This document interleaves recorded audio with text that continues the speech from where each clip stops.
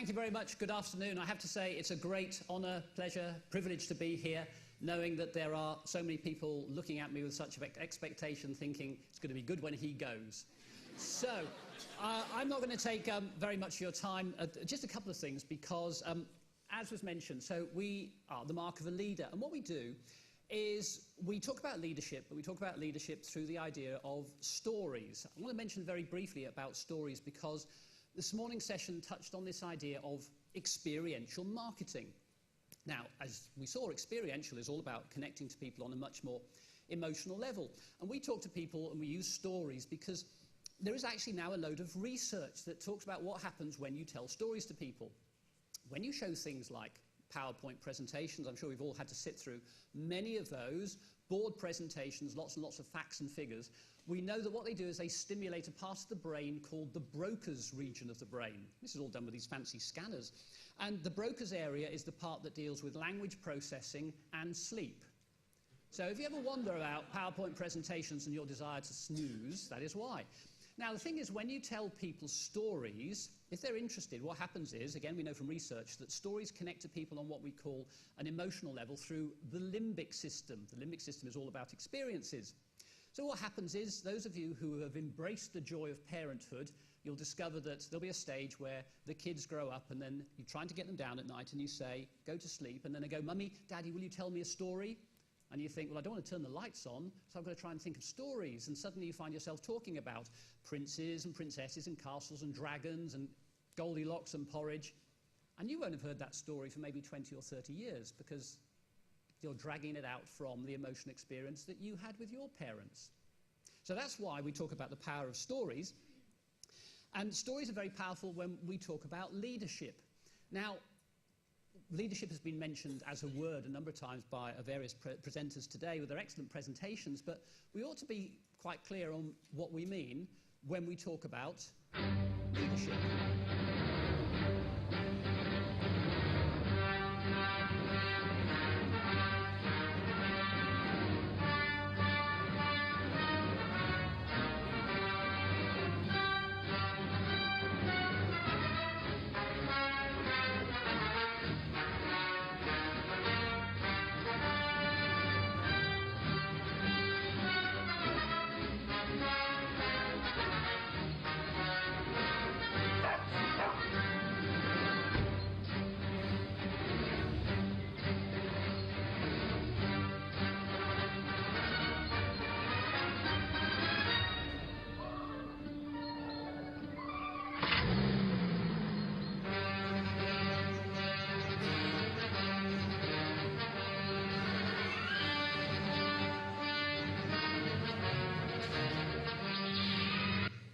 So there you have two examples of leadership. The first is the very typical command and control approach to leadership, as demonstrated by the junior Darth from the dark side.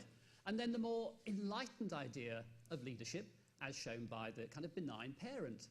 And that's why I think leadership is often about helping other people to be their best. It's not always about command and control. It's not always about hierarchy. That's a great model of leadership. But if you think about it, that means sometimes there can only ever be one leader. And I don't really think that's the case, as demonstrated by this fantastic advert with probably one of the finest products in the world.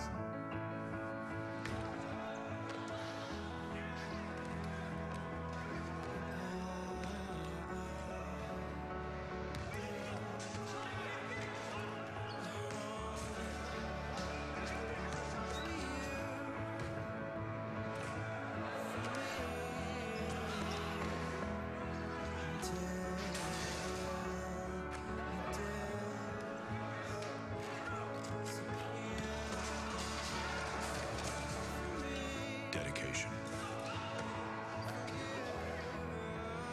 Loyalty. You're getting better at this, yeah. Next week, buddy. Friendship.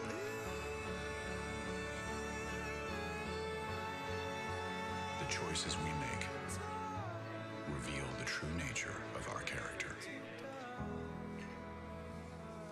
Fantastic sentiment, and when you look at that you think, well, who are the leaders there? Is it the people who choose to be in a wheelchair to help their colleague, or their colleague who is simply making the most of life in a wheelchair? So that's why when we talk about leadership, although there are all these various ideas about, the hierarchical approach, the CEO approach, well, our story suggests there's something a bit more about leadership. And we have this model. We talk about 5-level leadership. Very straightforward. What it says is that leaders are often people who are inspired by this kind of spirit that motivates them. They have both the imagination to see further than other people, to see options that aren't always obvious, but they also have the intellect to then create the plan. They have the heart to inspire people on a daily basis, and they have the hands, which is pretty much putting things into action. So there you are, 5-level leadership. Spirit, intellect, imagination, heart, and hands. Now look at what most companies do in terms of leadership. I put it to you, miladies and lords, that actually we only have 2 levels of leadership a lot of the time. It's intellect and hands. Here's the plan, work the plan. Oh, bugger, the plan's not working. Let's have another plan and work this plan. There's no spirit. Martin Luther King, I promise you, did not stand before the people and say, I have a 74-page PowerPoint here. He just said, I have a dream, and that's actually enough. But one of the things we talk about is the fact that that means pretty much anyone in an organization can be a leader, because that kind of thing is available to anyone. So there you have it. Spirit, intellect, imagination, heart, and hands. And the trouble is that sometimes one of those things might end up missing.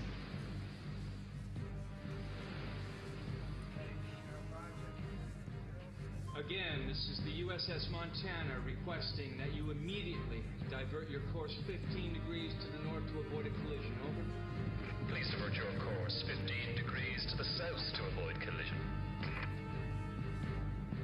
This is Captain Hancock. You will divert your course. Over. Negative, Captain. I'm not moving anything. Change your course. Over. Son, this is the USS Montana, the second largest vessel in the North Atlantic Fleet. You will change course 15 degrees north, or I will be forced to take measures to ensure the safety of this ship. Over. This is a lighthouse, mate. It's your call. Hello? Captain? Think he's gone. Fair enough. So you see, that's sometimes what happens when just one element is missing. So there you had a captain, typical leader, but just missing the one thing, which is the imagination to just see what isn't obvious. So what we have here at the Mark of a Leader is we have a collection of more than 50 stories, which we hope will entertain and inspire people. And so one of the things I was asked to do was talk about just one of the stories, which is the Shackleton experience. And I'm conscious we have one amazing explorer here. I have another amazing explorer in front of me. I'd like to apologise now, Sir Ranulph, if I get any of these facts wrong. But I would like to invite you very briefly to come on a little journey in which we talk about the Shackleton experience. 1914. This advert allegedly appeared in a London newspaper. Men wanted for hazardous journey. Small wages, bitter cold. Long months of complete darkness, constant danger, safe return doubtful. Great recruitment ad. Then this one, honour and recognition in case of success. Now, it actually led to thousands of men applying to join the person who put that advert. It was to make a journey across Antarctica. That's a continent bigger than China, led by this gentleman, the explorer Ernest Shackleton. So 28 men and 21 dogs set sail on the ship Endurance as part of what would have been a 3-month journey. They stopped at the whaling village on South Georgia. They got their supplies, and then they headed off into the Antarctic. But winter came early that year, and what happened was the ice became very, very thick, and very soon the Endurance was stuck. So they did their best to free themselves using all their ingenuity, but they weren't going anywhere. So they had to settle down for effectively 7 months of Antarctic winter on the ice. Not a great place to be. They were at that time about 300 miles away from the nearest piece of land, which was unmanned. It was called Elephant Island. They were about 600 miles away from the nearest civilization, and there was no broadband. So what happened was they then had to think about how they were going to cope with the Arctic winter. Now, Shackleton realised straight away that actually the worst thing wasn't going to be the minus 50-degree temperature. It was actually going to be keeping people's spirits intact. So they called the Endurance the Ritz. They shaved their hairs so they still looked smart, and they got to grips with the few resources they had. Shackleton knew the expression, the devil makes work for idle hands, so he had people doing things. As the conditions changed, because there wasn't a plan, remember, he had to keep adapting, and he encouraged everyone else to participate, and to keep that enthusiasm going through those terrible winter nights. Now, the trouble was, when the ice did start to melt, it didn't actually bring the release they wanted. It started to force the Endurance out of the water. It started to be destroyed by the pressure of millions of tons of ice. So the men were forced to abandon their home. They had to drag as many resources as they could onto the ice. They had to pull 3 large lifeboats on. They dragged the resources as much as they could, and then they watched as the ice just smashed their home to timber, and it sank beneath the waves. And there they were, having already been 7 months on the ice with these resources. Not very many of them. Shackleton's first step was to make it clear that there was no longer any hierarchy. They didn't have enough sleeping bags, so he gave one of his sleeping bag to one of the other guys, and they set to with all the resources. But his spirit was very clear. We are in this together, and we are all going to get out of it, or none of us will get out of it. They adapted as best they could, and he encouraged his guys to come up with as many ideas as possible to deal with this environment. They tried to drag the lifeboats with the dogs, but the trouble is those boats were actually more than a ton each, so that plan wasn't going to work. And the other thing was they'd only geared up for 3 months, so they didn't actually have that much in the way of rations. That meant that they pulled together, they used as much of their resources as they could to try and make life acceptable. They eked out the rations wherever possible, and Shackleton had them form hunting parties, and they went out onto the ice to catch as much food as they could. They started with the penguins, then the seals, and then they were forced to kill and eat their beloved dogs. So there they were, out on the ice, and that went on for another 7 months. So the story continues because when the ice melted, they had to take to the lifeboats. Now that meant they were now trying to navigate through all this ice. As it melts, it's falling. Millions of tons of ice which could kill them at any time. The conditions were terrible. It was freezing. At the end of each shift, the guys had to literally chip their hands off the oars. The rations were virtually non-existent. The joke was they had 1 biscuit per man per day. They'd look at it for breakfast, suck it for lunch, and swallow it for dinner. That was it. They had to suck the water out of their gloves if they wanted to drink, and they rowed. Now, Shackleton knew that effectively they could probably cope without food or water or sleep, but not all 3. So at night, he got the guys to pull their boats onto the ice, where they just tried to shelter from those terrible temperatures and then carry on the next day. Now, incredibly, they actually managed to make it to this tiny, barren outcrop called Elephant Island. They set foot there, and the first thing that they managed to do was catch and kill a seal. It was the first hot meal most of them had had for about 14 months. But they were still a long way from any kind of safety. So Shackleton and his guys got some sleep, and then they had to think about how they were going to get onto the next part of their adventure. There was no giving up. But the trouble is, South America was the nearest land, technically, but Shackleton knew the currents would drag the boats in a completely different direction, so they decided to head back for South Georgia, 800 miles away. Now, he wasn't going to risk all the men, so what they did was they took just one of the lifeboats, they fitted a mast, they strengthened the hull, and they tried to cope with that incredible journey. Only 5 men were going to set off this time, including a navigator. Now, I don't know about you, but that would leave the lieutenant and probably 21 other guys, many of whom were now going quite crazy with what they'd been through. So neither of them had a pretty great choice, stay on the island or go off in the boat. Well, Shackleton went off in the boat, and what happened was they faced this. Gale force winds creating waves of up to 30 feet. The men had to lash themselves together and to the boat to stop themselves being swept away. The conditions were absolutely terrible, and they didn't have very many resources. It was freezing cold. They tried to huddle down below the edge of the boat just to try and keep warm. It was an incredible journey, and they actually did it, because after 17 days, they actually reached South Georgia, an incredible achievement. And sadly, it still wasn't over. You see, even though they knew they were going to be going to South Georgia, they weren't in the right place. What they'd actually managed to do from memory was create a map, and they knew they were on the wrong side of the island. But they also knew they'd never be able to navigate around the island because of the rocks. So Shackleton and 2 other guys decided to go for a stroll. This stroll involved pulling the screws out of the lifeboat to drive them through the soles of their feet, so they'd actually be able to get purchase on the ice. Then they trekked over this very beautiful but unforgiving, killing landscape. They just headed off for 36 hours, struggling to stay awake until suddenly something happened. The first sound they'd heard from another human being for nearly 18 months. It was the whistle of the whaling station. So what happened was, they struggled into it. The captain of the whaling station, a pretty tough guy, saw these 2 people emerge, and he actually burst into tears at what he saw. He'd never seen such desperate men. But they had some food, and they went round and they got their colleagues from the other side of the island. And then Shackleton was faced with another dilemma.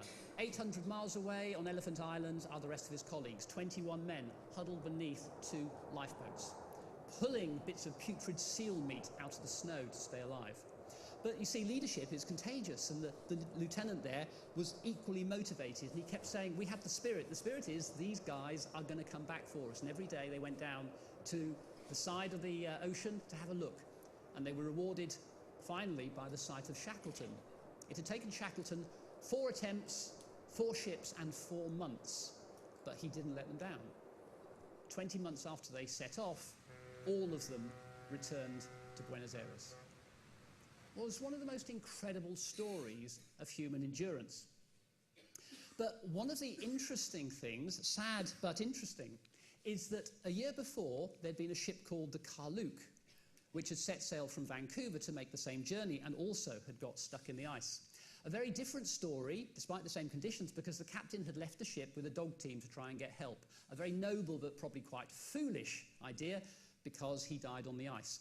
His men all then started to argue. Several of them would take dog teams, headed off onto the ice, and became food for polar bears. The ones that are left pretty much fought and died over the scraps of food. Very sad. The thing is, it was exactly the same conditions, same kind of weather, they all had the same resources. So one of the questions sometimes we have to ask is, what is the difference between the Endurance and the Carluke in terms of story? And I put it to you, it's just about leadership. You see, it's exactly 100 years now since Shackleton made that journey, and the fact is he realised what many people really ought to realise, which is the fact that leadership is everyone's responsibility. He had this spirit, this vision, which is we are all going to make it. And then he used both intellect to make use of the resources he had and imagination to deal with the fact they didn't even know what was going to happen on a daily or hourly basis. He got all his guys to use their left brains and their right brains, and they simply put that into action. The heart was to keep each other motivated on a daily basis, and the hands would just keep working because there is nothing else to do. It was a fantastic example of teamwork. It's one of the most amazing stories. One of the things I sometimes read is the fact that great explorers like Scott and Shackleton, sometimes historians try and undermine their amazing achievements, because Shackleton went on to fail in business, but that didn't stop him being one of the most inspirational leaders of all time. Now, most of us, to be quite honest, never have to face those kind of challenges on a daily basis. But the reason about that roller coaster right at the start is that is the world we live in on a daily basis. The world is changing so fast. Many psychiatrists believe that as humans, we even struggle to keep up with it. So you are all leaders. And one of the things you should do with pride is look around at what you've achieved so far. And if we do take this model that leadership is about helping other people be their best, then what you should do is look around and know in this room there are 199 people who are also willing to help you be your best, just as you would with them. That's a fascinating and fantastic feeling. So, My time is up. What I would like to say is thank you so much. We have many, many stories available, but one of the things I hope is that if you're inspired by that and you know what you can do, is to think about your great stories. And I'd be delighted if one day I'm up here telling your stories. Thank you all very much.